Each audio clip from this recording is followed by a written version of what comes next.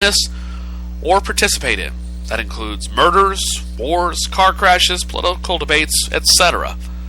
Alright? I shouldn't have an opinion on any of that because I did not personally witness it. And finally, the reason why this is a big deal to me is because when I was a little kid, I was in 3rd grade, my parents had sent me to a new babysitter. And at the time, it seemed like a win-win situation for us all. The babysitter was literally right up the street from my parents' house, within about 4 minutes walk at the most. So it was right on my way home from school. I knew the youngest kid in this family. As a matter of fact, he was one of the first friends that I made when I moved to Fayette in 1978. And things were going good up until about 3 or 4 weeks into this. And for the next 2.5 years, this youngest kid, by the way, I do not hold any animosity toward his family. As a matter of fact, his brother and sister and I have become friends on Facebook. And his sister has been a strong supporter of what's going on in my life, off and on through the years. She's, like if I run into her in Fayette, how are you? How's your family? That type of thing. And she's grown to love my sense of humor and so forth, and my insights on Facebook. And surprisingly, his brother and I talk more on Facebook than we ever did in person back in those days. But anyway, getting back to what I'm saying is, for 2.5 years, their youngest sibling was physically and emotionally abusive toward me. I mean, hit me in the stomach, hit me in the shoulder, calling me vile names, cussing me out, and I put up with it for 2.5 years. And I didn't say anything to anyone for quite a while. I mean, there were some that were aware of it. I should have made a bigger deal of it to my parents, but my dad was busy fighting cancer at the time, lung cancer, and I foolishly thought that my problems were insignificant compared to him fighting for his life. And in the grand scheme of things, I was right about that part of it. However, I was wrong in that I should have spoken up sooner, that I should have confronted Paul, because his parents were unable to stop him from his behavior. His brothers and sisters didn't have much of an influence. And so I became extremely emotionally withdrawn. I mean, I was a shy kid at that point anyway, but it got a lot worse. And finally, in the summer of '83, my parents gave me a key to the front door, and I thought, I can finally put all this behind me, I can move on. Only thing is, it became a permanent part of me. So whenever I see or hear of people bullying or participating in that kind of behavior, it bothers me. And that's what I see happening, part of what I see happening to President Obama, when people call him a Muslim. If he were as devout a Muslim as many people claim he is, he wouldn't have time to run this country. I'm not knocking Muslims or Islam.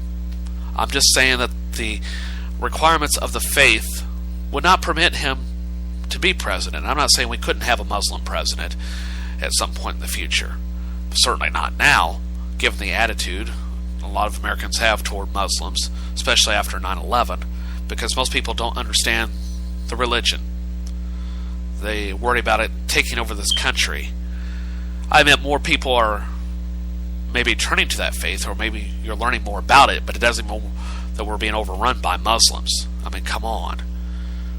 Get over it. Alright. So that's why this is such a big deal to me. Okay? Well, anyway, I'm going to step aside for a little bit as we continue on with today's program. Glad you could download me, and that was a longer monologue than I anticipated. And if you have anything you'd like to bring up about my stance on what happened in Sedalia a week ago Saturday, you can email me. Just give you a moment to jot down my email address, as well as the website for the programming. And I'll have to tell you at this point, my website is still under development. I'm redoing it, and hopefully I'll have it up within a week. All right, a little over a week at the most. But anyway, my email address for this network is Gunther's House of Friends at gmail.com. It's Gunther's, that's right, plural, Gunther's House of Friends at gmail.com. You can also check out my website, tinyurl.com/Gunther's House. Okay? tinyurl.com/Gunther's House.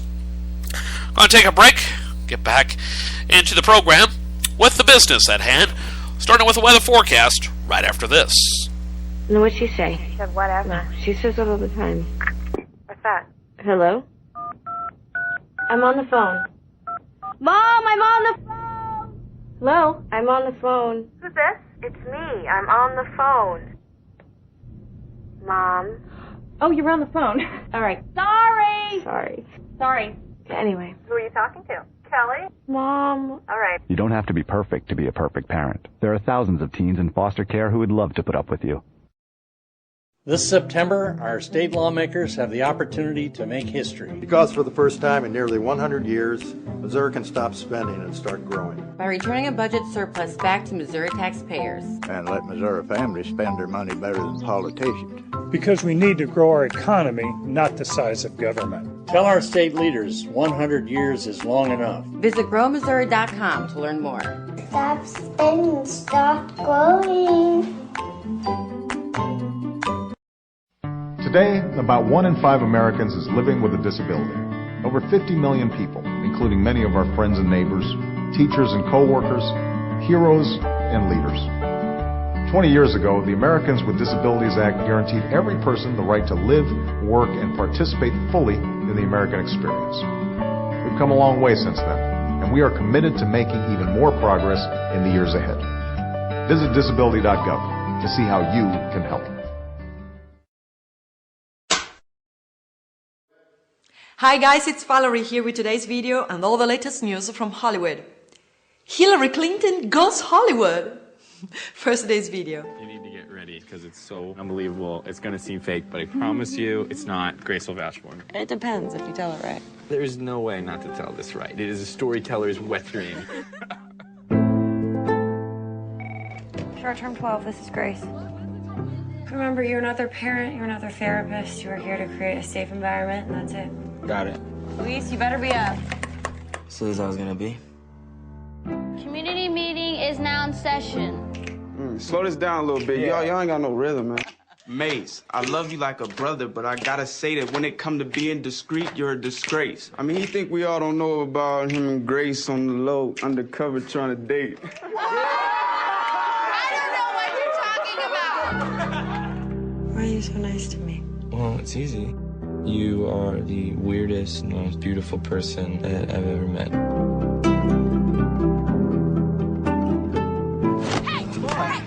You need to tell me what the hell is going on. You have to let me in your head once in a while. I'm just gonna go nuts. We have a new member of our community. She's been in and out of group homes with dangerous behavior. I told her father we'd take good care of her. I take good care of everyone. Happy birthday.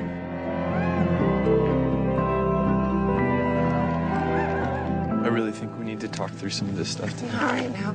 I just need to work. Jaden, come on, please, just open the door. Grace, that's my cupcake. I am on the floor every day with those kids, and last night, that girl sat next to me, and she cried, and she tried to tell me the only way that she knew how. Grace, it's not your job to interpret tears. I've been waiting for 3 years for you to just once take the advice that you give your kids every 5 minutes and learn to talk about what's going on inside your head. So let's all lift our glasses to our king and queen. Everything good in my life is because of you. You know we can do this, right?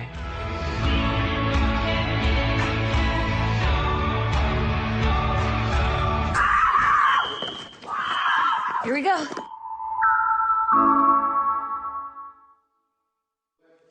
One of the hottest political scripts in Hollywood is a Hillary Clinton biopic called Rodham, a script from young El Kim about Hillary Rodham Clinton's life and work in the early 70s.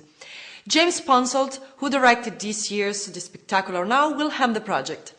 Scarlett Johansson, Amanda Seyfried, Jessica Chastain and Reese Witherspoon are among actresses being considered for the role.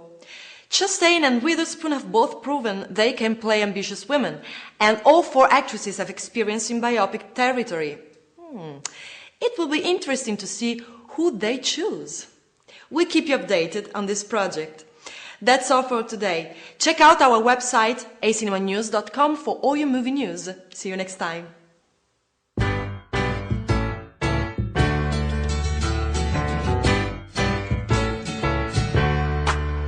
Welcome back. Your dreams were your ticket out. Welcome back to that same old place that you laughed about. Well, the names have all changed since you... Oh, Mr. Carter! Mr. Carter, why do you gotta mess with my hair? Welcome back to First Cup. First episode. It is Monday, August 19th, 2013. And it's time for a look at the weather forecast, my friends, which is calling for, let's see here, where is it? Boy, here we go.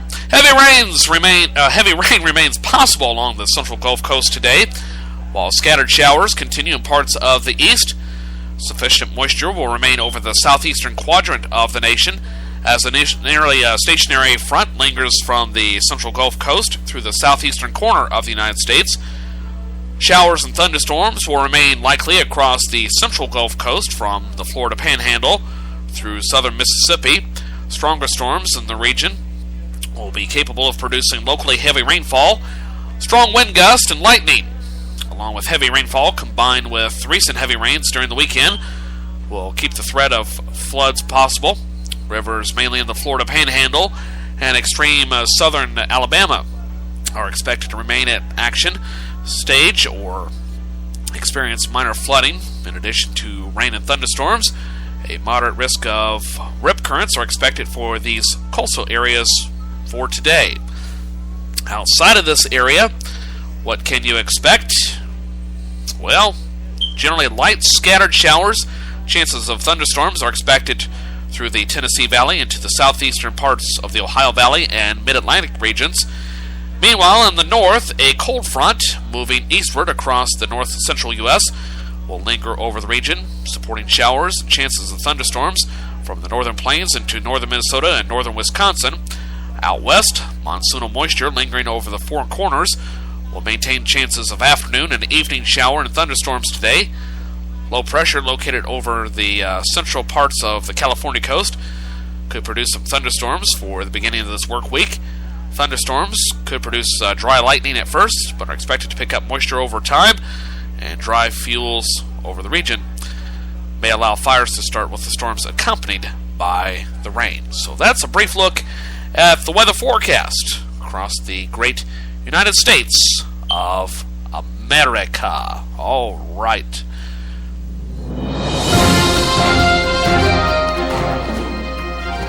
In the meantime, let's take a quick look at some of the news headlines that we'll probably hear more details on from CBS Radio in just a moment, after we get this past Saturday's weekly address from the President of the United States. That's right, President Barack Obama will address us in just a moment.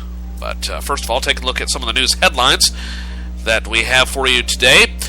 As I mentioned, the Idaho wildfire threatens thousands of homes. An erratic and quickly spreading wildfire in the state of Idaho has spread to more than 100,000 acres and threatens more than 10,000 homes near the towns of Haley and Ketchum, an affluent ski town where many celebrities own property. The fire, called the Beaver Creek Fire, was sparked on August 7th by lightning and is now just 9% contained. Elsewhere, 2 die in Miami rip currents. 2 people died yesterday in rip currents at a Miami beach. Seems that an elderly man and a woman were transported to an area hospital. and went into cardiac arrest and are likely to be, after being likely being pulled under. According to authorities,